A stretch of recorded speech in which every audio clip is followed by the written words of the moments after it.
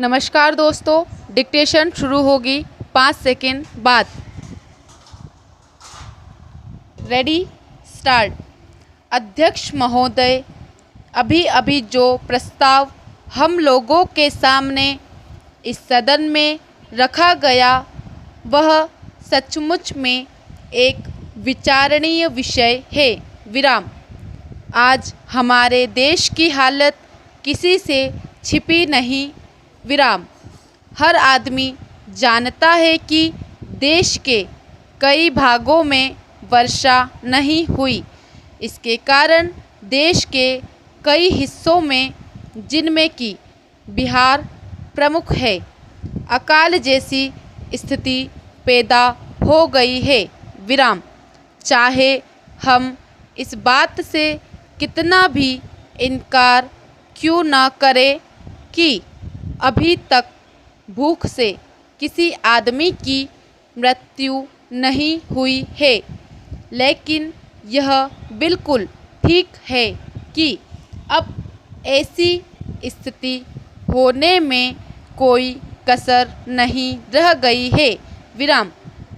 आप यह समझ लीजिए कि किसी दिन भी आपको ऐसा अवसर मिल सकता है कि अमुक स्थान में भूख से इतने आदमियों की मृत्यु हो गई और इतने पशु समाप्त हो गए। विराम। पैरा। मैंने स्वयं इन इलाकों का दौरा किया है।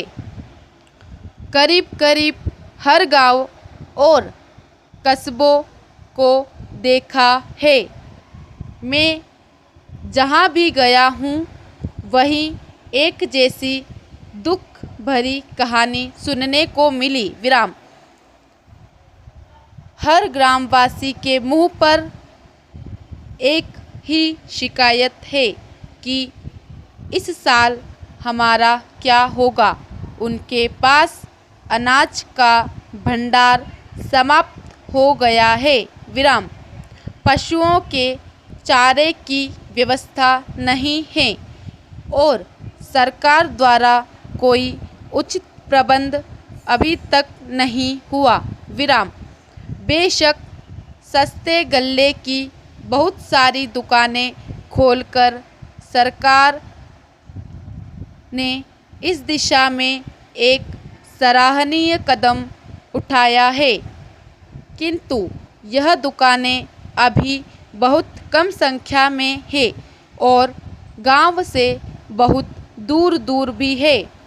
इन दुकानों की दूरी और भी इसलिए अखरती है क्योंकि आजकल पानी न होने से ग्रामवासी किसी और मेहनत मजदूरी की तलाश में लगे रहते हैं। विराम।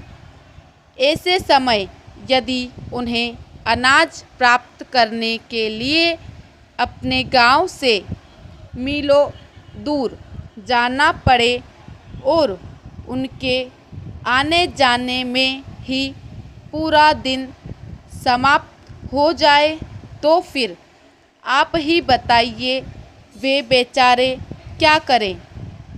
इसलिए जहां हम एक और यह ध्यान दे रहे हैं कि सस्ते अनाज की दुकानें खोली जावे, वहाँ दूसरी ओर यह भी आवश्यक है कि इन दुकानों की दूरी 1-2 मील से अधिक न हो।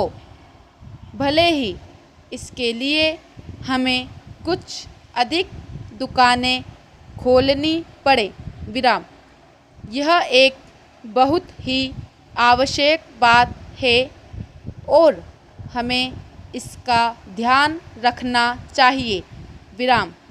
ऐसा करने से हो सकता है कि कुछ अधिक खर्च भी हो, लेकिन ऐसा न करने से काम न चलेगा। पूर्ण विराम। धन्यवाद दोस्तों।